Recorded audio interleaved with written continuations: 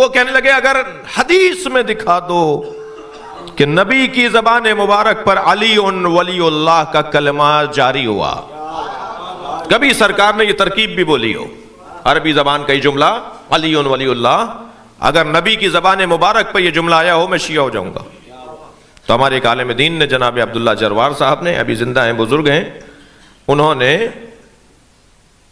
روڑھی میں مناظرہ قبول کیا، روڑھی میں مناظرہ ہوا، اور اہل سنت کی کتاب ہے، بچے نام نوٹ کریں، فرائض الصمتین، علامہ الجوینی کی کتاب، سینکڑوں سال پرانے سنی محدث، سنی عالم دین، ہمارے عزیز، ہمارے بھائیوں کے عالم دین۔ سنی ہمارے بھائی نہیں ہیں، سنی ہماری جان ہے۔ آیت اللہ سیستانی فرماتے ہیں سنیوں کو بھائی نہیں بولو، سنیوں کو اپنی جان بولو۔ صلوات پڑھ لیں ذرا محمد و آل محمد پر۔ اللہ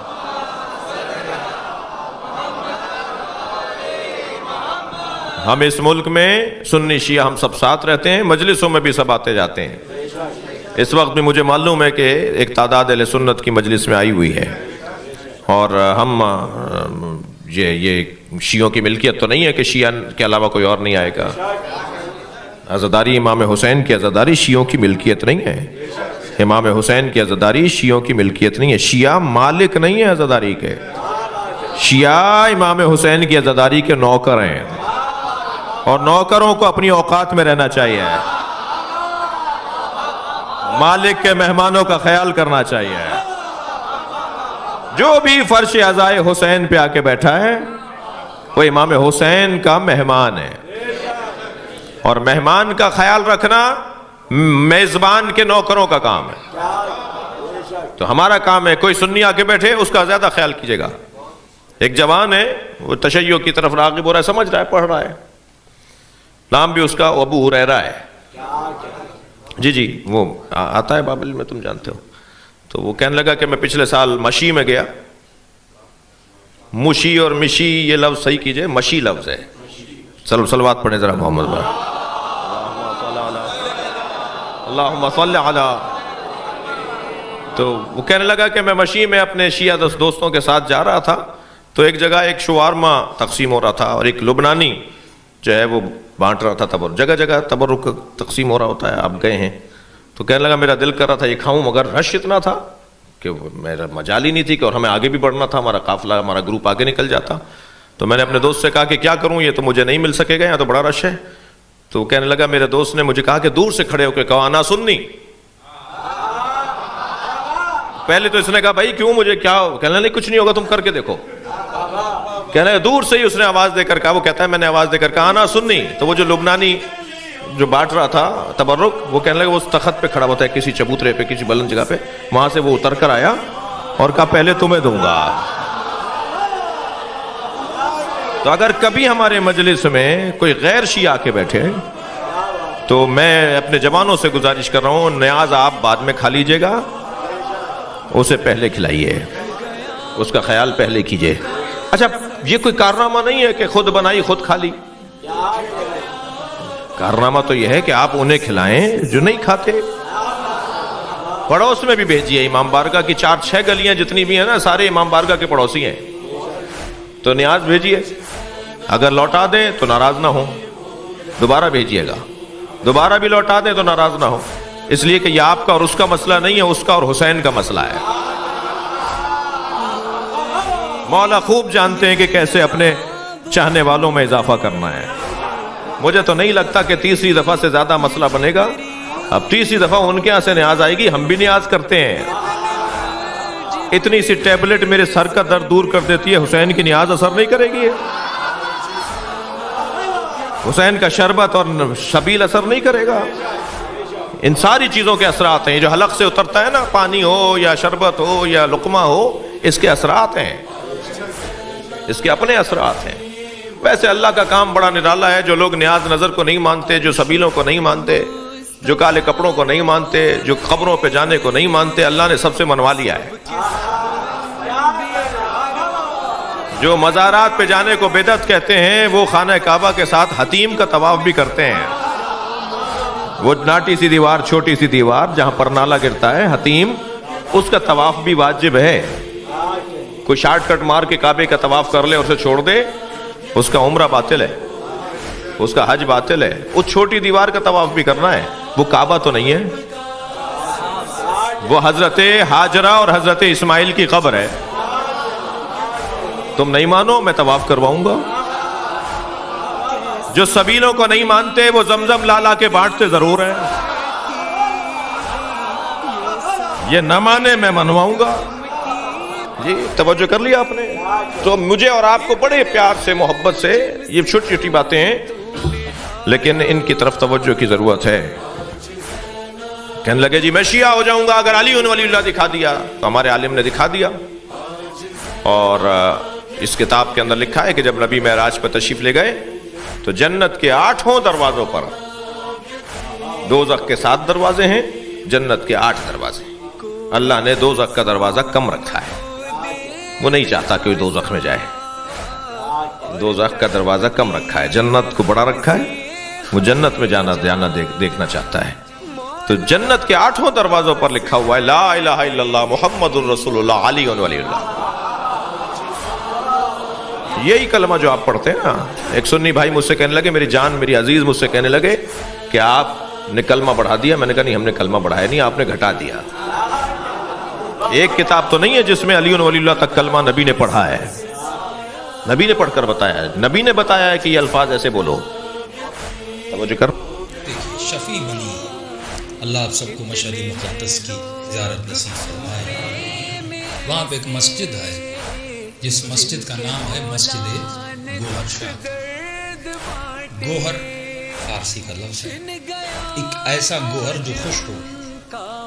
گوہر شاد, خوش گوہر, ان کا نام تھا گوہر شاد. یہ ہندوستان سے ہجرت کر کے ایران آئی, اور جب مشہد پہنچی تو مولا کی حرم کی 4 دیواری بہت چھوٹی تھی, ایک محدود احاطہ تھا. حرم کے بالکل بیک سائیڈ پہ جہاں پر ابھی یہ مسجد ہے, یہاں پر لوگ کچرا پھینکا کرتے تھے. بہت گند تھا, بدبودار ایک جگہ تھی.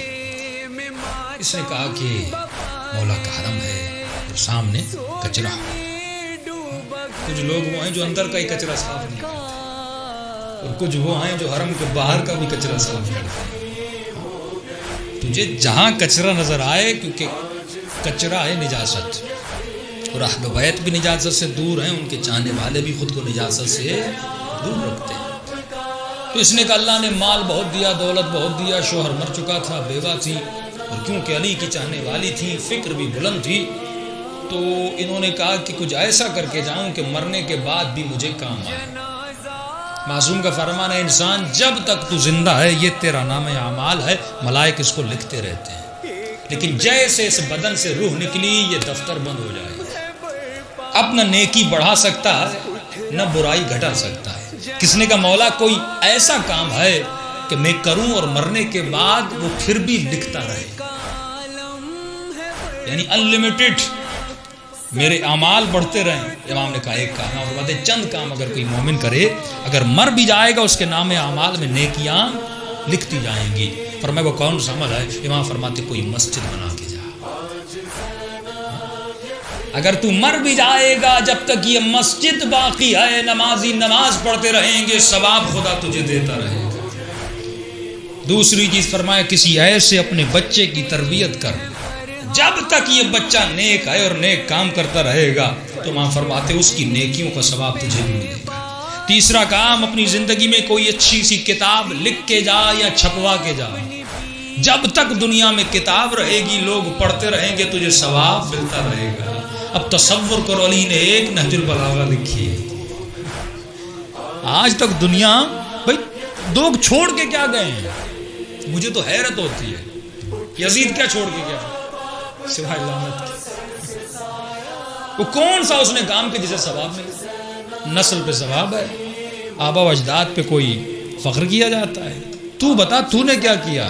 لیکن حسین کہ صرف 10 دن کاؤنٹ کرو تو یہ دنیا کے ثواب کو بھی جمع کرو تو کم ہے. لاکھوں لوگوں کو فرش عزا پہ ہدایت, سارا ثواب کہاں جا رہا ہے؟ ساری رحمتیں کہاں لوٹ رہی ہیں؟ امام حسین کی طرف. اس فرش پہ لوگ نمازی بنتے ہیں، جوان دیندار بنتے ہیں، خواتین آتی ہیں حجاب کرتی ہیں، ان کی روحیں بیدار ہوتی ہیں، نفسوں کو مارتی ہیں. یہ سب کچھ کہاں سے مل رہا ہے؟ یہ رزق کہاں سے مل رہا ہے؟ فرش اعزاز سے. کس کی وجہ سے؟ حسین کی وجہ سے.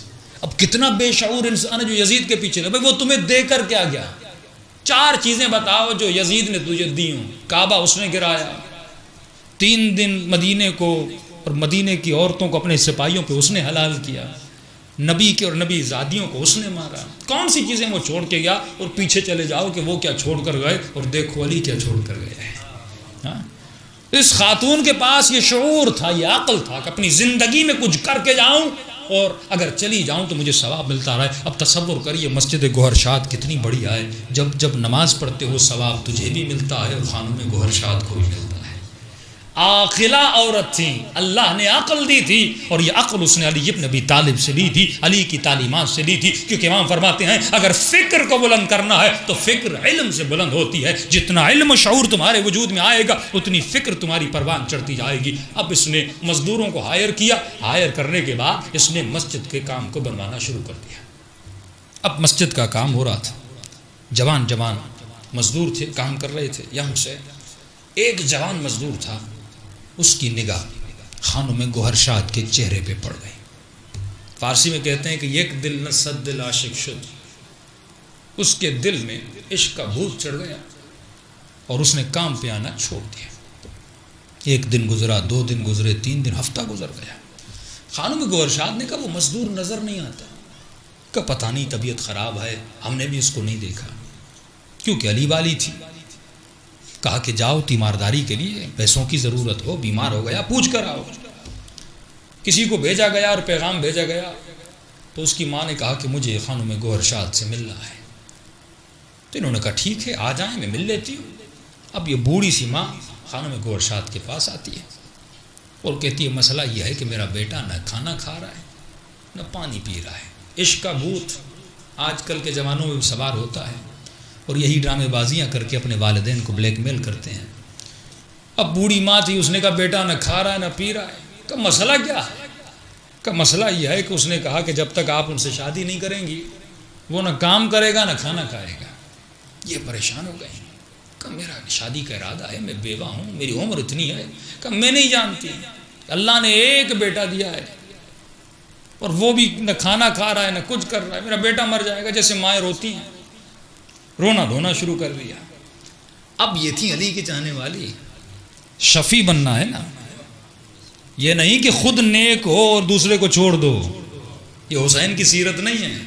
اگر ایسا ہوتا تو حسین بھی مدینے میں بیٹھ جاتے، نمازیں پڑھتے رہتے. حسین کو کون سا نقصان تھا؟ حسین کی نماز تو بچی ہوئی تھی. لیکن مولا نے کہا حسین اپنی نماز بھی بچائے گا، حور کی نماز بھی بچائے گا، قیامت تک آنے والوں کی نمازیں بچائے گا. کیونکہ یہ حسین ہے، یہ شفیع ہے. کام ہے اہل بیت کا شفاعت کرنا، رسول کا کام ہے شفیع الناس، یہ شفاعت کرنے والا ہے. یہ رحمت للعالمین کے ماننے والے کا نواسہ ہے. یہ بھی مولا کی ماننے والی تھی. اس نے کہا ٹھیک ہے، میری ایک شرط ہے، اگر تیرا بیٹا وہ شرط مان جائے میں شادی کے لیے تیار ہو جاؤں گی. ماں نے کہا کہ کون سی شرط؟ اب اس نے سمجھا پیسے والی خاتون ہے، کوئی بڑی شرط رکھے گی تاکہ بات کو ٹال دیا جائے. اس نے کہا دیکھیے کوئی بڑی شرط مت رکھیے گا، جو ہم پوری کر سکیں وہ شرط دیجیے گا. کہ شرط کا تعلق آپ سے نہیں ہے، آپ کے بیٹے سے ہے، اور اتنی مہنگی شرط بھی نہیں ہے، بڑی آسان شرط ہے. اگر وہ پوری کر لے میں شادی کرنے کے لیے تیار ہوں. کہ کون سی شرط ہے؟ کہ بیٹے کو کہو کہ 40 راتیں نماز شب پڑھے، 40 راتیں نماز تہجد پڑھے. آج کی خاتون، آج کی میری بہن، آج کا باپ جب تیرے گھر میں رشتہ آتا ہے تو آپ کی شرطیں کیا ہوتی ہیں؟ گاڑی ہے، بنگلہ ہے، میرا اسٹیٹس یہ ہے، آپ کا اسٹیٹس کیا ہے؟ میری بیٹی تو نازوں میں پلی ہے، آپ اس کو دے کیا سکتے ہو؟ یہ ہماری شرطیں ہیں، یہ علی کی شرطیں نہیں ہیں. اے خاتون اگر کوئی جوان تیرے عشق میں گرفتار ہے، تو جانتی ہے کہ یہ تیری محبت میں جو تو کہے یہ کر سکتا ہے، تو یہی تو ہے کہ بندہ بندے کے عشق سے خدا کے عشق تک پہنچ جاتا ہے. لیکن سوال یہ ہے تو اس بندے کو خدا تک پہنچاتا ہے کہ نہیں؟ علی اپنے عشق میں گرفتار کرتے تو پھر اس کو خدا سے جا کر ملاتے تھے.